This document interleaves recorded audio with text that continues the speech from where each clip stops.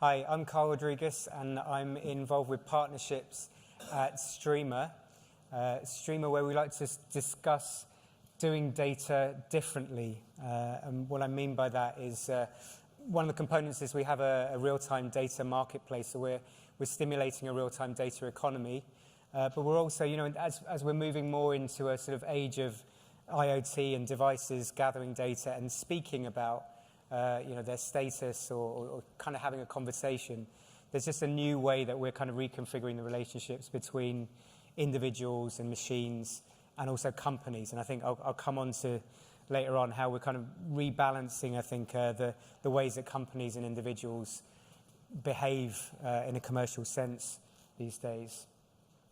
In terms of this being an AI event, I thought I'd just tailor a few points that I think are relevant to AI, and I don't know how many of you are actually working like day-to-day on AI stuff, but here's a few points that I thought are relevant to sort of the issues that AI is facing in terms of data. So first of all, AI systems are obviously hungry for lots of data, and then we've also got this situation where whilst there is a huge amount of data out there, only about 1% is really being analysed or particularly used when it comes to things like IoT.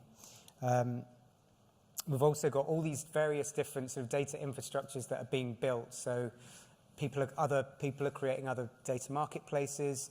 You've got other sort of data infrastructures that are popping up. So people are also who might be data hungry are saying, well, how do we actually access all of that data? There's kind of an issue of information overload and sort of data overwhelm as well. I mean, this event has been almost like an event of just so many different topics and so many different things to keep up with. How do we actually digest the data and get it in a format that we can actually work with and unlock all of that? And as I say, there'll be the situation where increasingly machines are speaking to each other, they're speaking to us, and that ultimately is a whole conversation. And how do we actually access that and start to work with it? And then the perennial thing, I've worked in data for sort of, I realise since childhood really, but sort of a career in data in sort of 20 years, and I probably the most often talked about thing is data quality. There's not enough data quality. People don't really understand the value of data when they're putting data into something. That's key, and obviously depends. The data output is dependent on what goes in. So there's the data quality and also the data structure. So how are we going to actually address some of those points today with Streamr? One of the other things that Streamr is thinking about, my point about rebalancing maybe or reconfiguring the relationship between individuals and corporates, is at the moment we have this situation, very centralized state of affairs really, where we all know that there are certain mega corporations that have got huge amounts of data. Maybe Facebook would be a good example, where they're keeping a lot of that data, or they're using it certain ways, but that's not necessarily being unlocked for everybody's value. And certainly individuals, in the Facebook analogy, are not particularly getting much back. That's a judgment whether we decide that some of the functionality about sharing our pictures and communicating with our friends is sufficient value back for what we're giving them. So I mentioned that Streamr has a data marketplace. So the way to think of this in easy terms is imagine an eBay for data streams, live data streams. Our founders all started in about 2011. So they've been developing trading platforms, algorithmic trading platforms. And so we can do things at high scale and low latency, but we're really bringing those buyers and sellers together. And the other analogy you can put into this is accessing a kind of Twitter for all these real-time conversations as well, when the devices start to speak. So in this situation, any individual, any sensor, any machine can start to trade access to that data in those live streams. And that could be any kind of data. It could be anything from IoT, there's weather information, there's financial information pricing. And obviously, I often come back to sort of cars and phones being two of the classic devices that are really gathering a huge amount of data. I'll talk about a couple of those use cases in a moment. So one of the things that Streamr is useful for is by having this marketplace where all that various different types of data is in one place. If you're a developer, or if you're a consumer, if you're an AI system and you need lots of data, then obviously there's going to be a benefit of having a lot of that data in one place. If you're a developer, then you can build those applications more quickly. And then from a machine learning point of view as well, they can run various different runs on the historical data feeds and then run that in real time as well. And from an AI point of view, there's algorithms that can be set on top of the data. And sometimes people talk about data as the new oil. And obviously one of the sort of drawbacks of that analogy is oil runs out, or it's quite finite, and data is by no means finite. And certainly in this day and age now, there's just a plethora and abundance of data all the time. But one of the analogies that's quite good is if you think about AI being able to refine data, then we start to get the oil analogy where there's refinement. It then goes back into the marketplace. There could be some more refinement that's done again, and then that goes back into the marketplace. So you start to get this feedback loop where people are pushed. Often people don't really know what the value is of their data. You know, they're sitting on data. I've had many conversations with corporates where the first thing they think about is, what exactly have we got? What data do we have? And then the second stage is, we don't really know what this could be used for. And I think what we're finding with things like blockchain and marketplaces is this idea of getting organizations and people to actually collaborate more. Obviously, everybody's aware now that, if you've got one piece of data around weather, that could be interesting for transport people, could be interesting for flooding, could be, there's so many different, it really actually comes down to the creativity of our own human aspects as well as the AI to actually think about, if we were to join up X number of data sets, what could we actually learn from that? But certainly what we're trying to do is actually make a huge amount of data available and unlock that in ways that people can actually access it, and the structure starts to become apparent because you've got a marketplace which structures it in a certain way. Our model is very much about creating a network of value, so we don't take any transaction fees ourselves. There's no sort of middleman in that sense. And then we have a labs team. So I often say, in short, what we do is we help people monetize data and innovate with blockchain. So we have a labs team. Often people want to think through the use case of, what could we really, what problems can we solve? What can we really do if we've got all manner of different real-time data available to us? And so we help businesses think through new business models, new data products, new data services that can be unlocked through all this. Many of the time, you've got IoT where they're gathering certain information, but they know that there's probably a hell of a lot more that could be done with that data, and therefore there could be more monetization opportunities. We see AI platforms as having a huge role to play in the whole data economy for some of the reasons I've mentioned, and so what we really want to do is be integrated with those platforms so that we can just feed them lots of data. I had a conversation with a banker. We launched our marketplace at Consensus recently, and one of the banks sat down with me, and they just wanted to hoover up just loads of data according to sectors, rather than just going individually into any particular seller of data. They just wanted to say, look, everything you've got on IoT we'd be interested in, because they just they're happy to just consume at a high volume. So very briefly, how does the platform itself work? We have an easy way for people to actually set up streams. Classic way to get data to us is via an API feed. As I said before, our team have been going since 2011. So there's a company called Data and Change which started to develop ways of processing and visualizing data. So people, when they're setting up live streams, they can actually use the editor to be able to see what the streams might look like. For example, if you've got real-time tram information, you can plot that on a map and you can start to see the trams as they're moving around a city. If you also, when you buy the data, you can also use the same format for being able to look at the streams of data. Goes into the marketplace. That's quite nice and easy. You can go onto it, marketplace.streamr.com, and have a look at that. Very easy. We're always trying to make it very easy to navigate in the user experience, and we'll increasingly do that. The MVP went live a few weeks ago, and now we'll keep making it easier for people to use it. Obviously, we're using the smart contracts. We don't put the data in any way on the blockchain.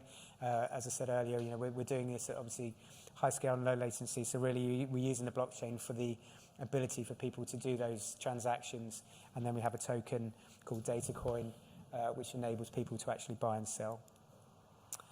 A few examples of partners that we're working with and use cases. Hewlett-Packard Enterprise is one of our partners, so they provide edge computing, which can go, for example, into a car. Cars are obviously, like I mentioned earlier, great devices now for gathering huge amounts of different information around things like road condition. We're looking at pothole detection, for example, where people are losing a lot of money if you're an insurance company. I think there's 20-minute pressure to repair these potholes once they're identified. Maintenance companies are facing fines because they're not fixing them quickly enough.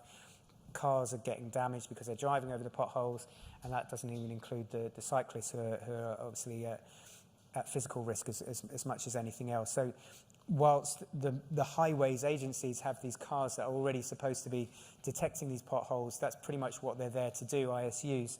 So if we can actually use cars that are otherwise driving anyway and start to gather this kind of data, then the opportunity exists to monetize that data. There's an organization called Mobi, which is looking at the automotive sector and just these tricky issues about data ownership. You know, who owns the data? Is it the car manufacturer? Is it the component? Is it the individual car driver? And what we're doing is we're making it available to the individual to monetize their data in conjunction with the company being able to get their aggregated data feeds as well. So you're getting both being able to share in the benefits rather than one or the other. This is an example I love in terms of another sort of consumer-facing application. Zippy is where we've been developing a blockchain smartphone. It's being used now, one project. Who remembers the Fujis? I quite fancy I always kind of wonder how many people. It's not many old timers around anymore.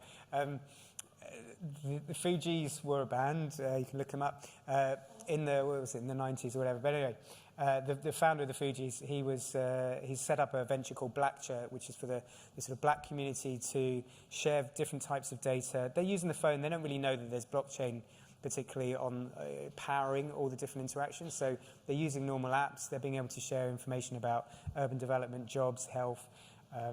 People, the odd person smiling at me. I'm wondering if it's because we're talking about the Fujis or what. Anyway, the individuals are able to share various different data. It's a community thing.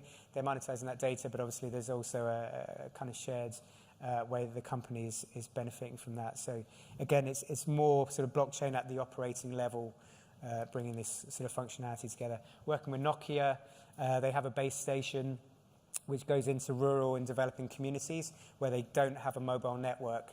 So it's a kind of, you can fit it into a rucksack, and you can just literally, with a kind of IKEA-style set of instructions, set up your base station, have a network for a whole community, and then they're going to be gathering data around things like, useful for agriculture, weather, and so on for farmers. And again, the similar sort of model. Electrify is an example of us as a marketplace working with another marketplace. In this case, it's in Southeast Asia. Electrify have these devices which is gathering electricity information on an aggregate level that helps to run and stabilize the whole grid.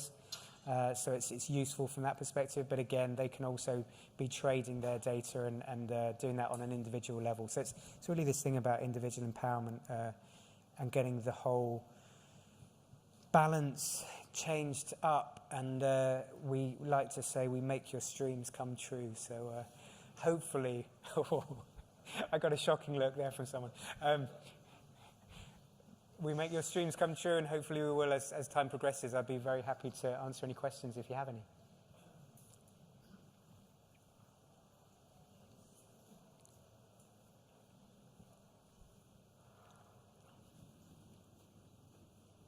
Yeah, thank you. So the platform is free, or protocol is free. How do you prevent spamming? If it's free, like people can dump a lot of data, how do you prevent that? Yeah, I mean, we've released the MVP, and then there will be a reputation engine which will be built in. So there'll be certain algorithms based on a whole raft of different parameters to, for example, if something's popular and we know that people are actually buying it, then that will be one of many parameters to be able to make sure that the quality stuff is at the top. So the reputation of the data issuer? Sorry, the data seller. The reputation engine will be... Of the data seller. How will we... No, I was just asking whose reputation? Yeah, the reputation of in terms of when you're navigating through the actual marketplace, some things will be more easily viewed. In terms of you'll be able to go in by category. So if you have a IoT category or weather category or finance category, you'll start to see the different data that's available. The things that are more popular and the things that are of higher quality will be higher up. Will be one of the ways that will be easier to find good quality data. But the stuff that there'll be more than just that in terms of being able to filter out if it's just spam and things like that, that will get filtered out. Okay. One more.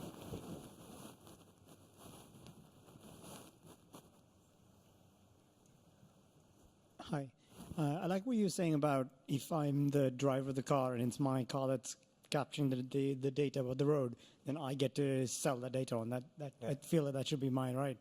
But one, will I have enough data? Is there? I mean, you'll have to aggregate that, I think, to make it really valuable. But then secondly, then GDPR concerns, privacy.